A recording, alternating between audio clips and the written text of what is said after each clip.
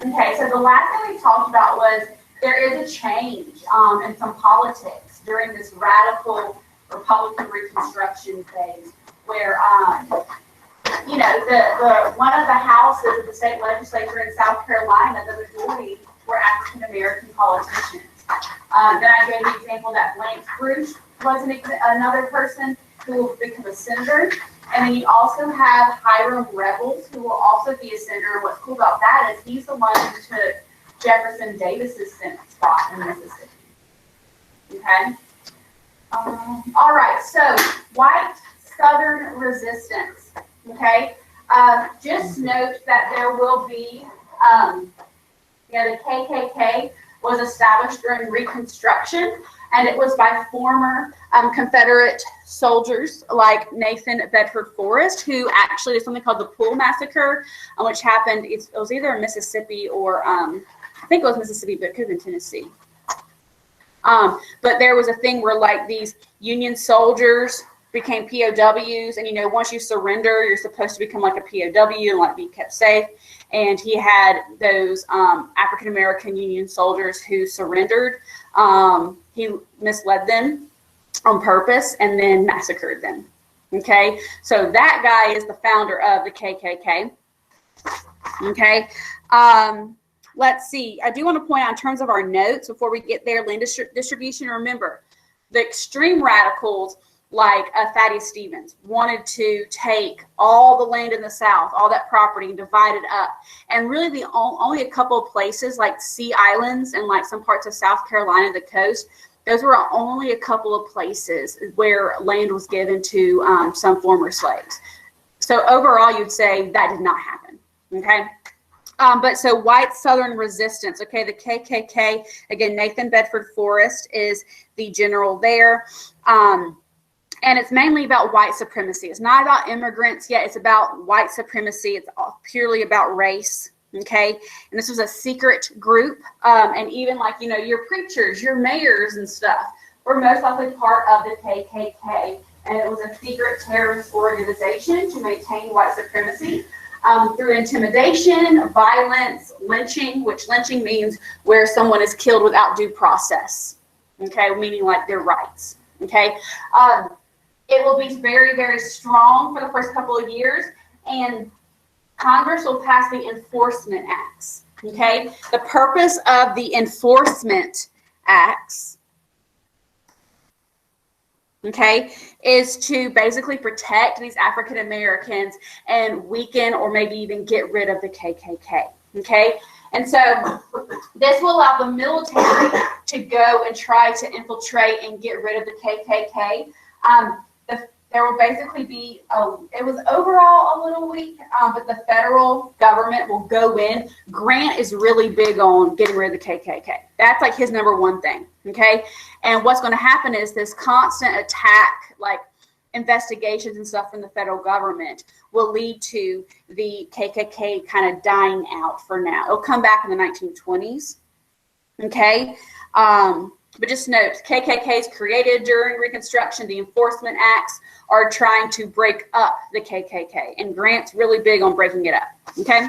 Next, we have sharecropping, okay? We know the 13th Amendment is ratified, so slavery is over, but this is how those white supremacists or white Southerners want to maintain slavery without calling it slavery, okay? And you can see right here, the idea is have your former slave be your sharecropper now.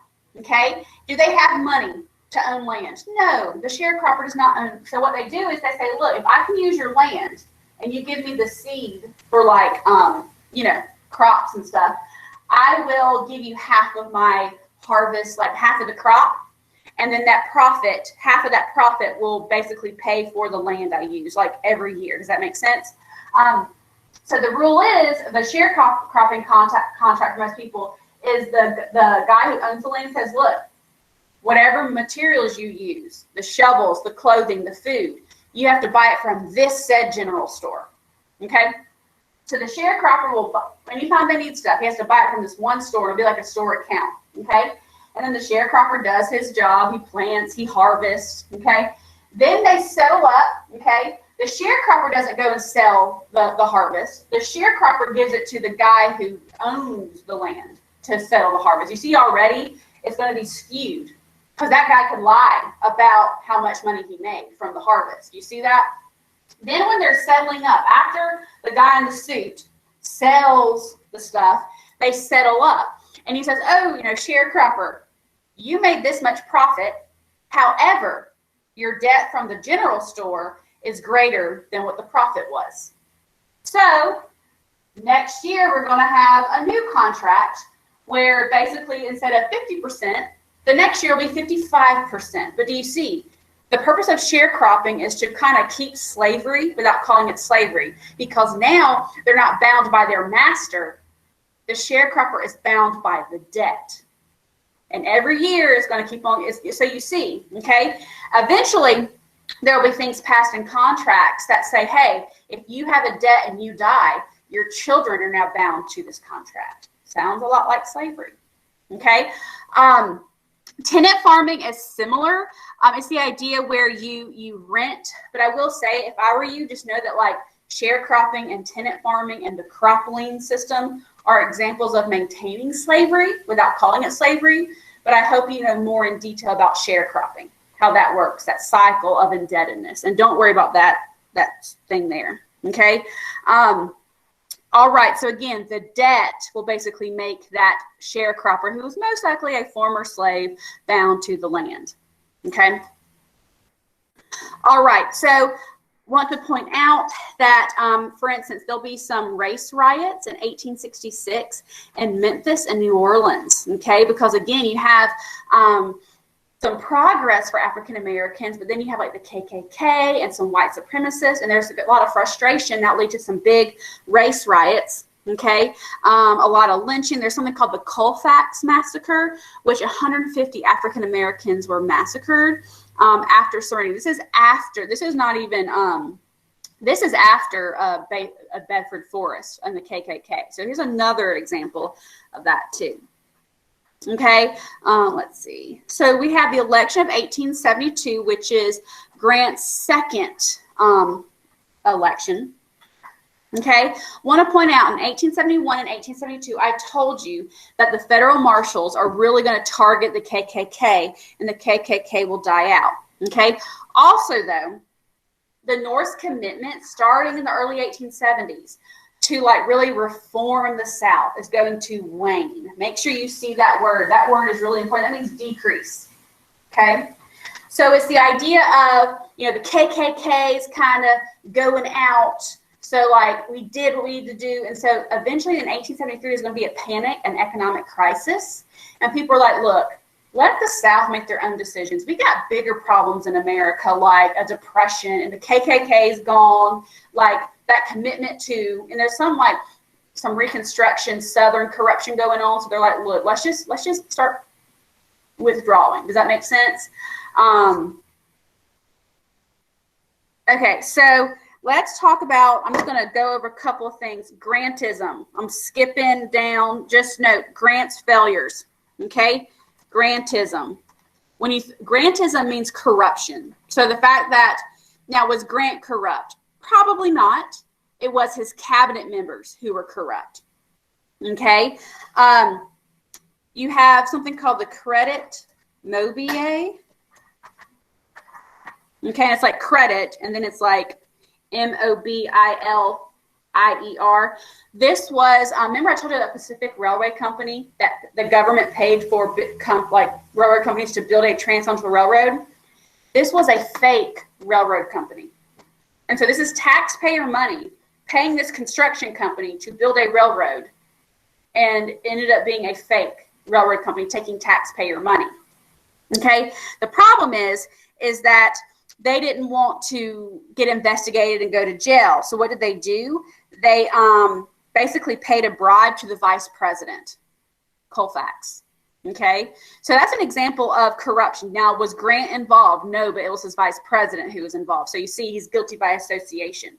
Okay, you also have something called the whiskey ring. Credit mobile, Molly.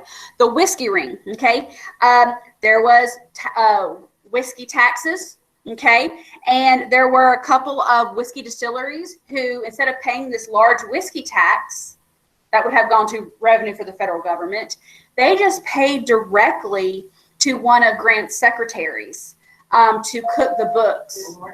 I'll have to continue after the announcements, okay? That's called the whiskey ring. Please stand for the Pledge of Allegiance to the flag of the United States of America. I pledge allegiance to the flag of the United States of America and to the republic for which it stands, one nation under God, indivisible, with liberty and justice for all. Okay. When you also associate with Grantism, think about corruption and think about graft. I'll go in details with that later, but graft means like money corruption. Like lying about what government money is being used for. Good. And going to individuals for bribes. Hi, for some reason I thought it was Tuesday. The PSAT will be given in January. Any 11th grade students who wish to sign up for the PSAT to compete for National Merit Scholarships, please follow the instructions in your announcements. You have until the end of this month to sign up for that. All students currently taking American Lit, that would be 11th grade English, Algebra 1, U.S. History, and Biology, are required by the Georgia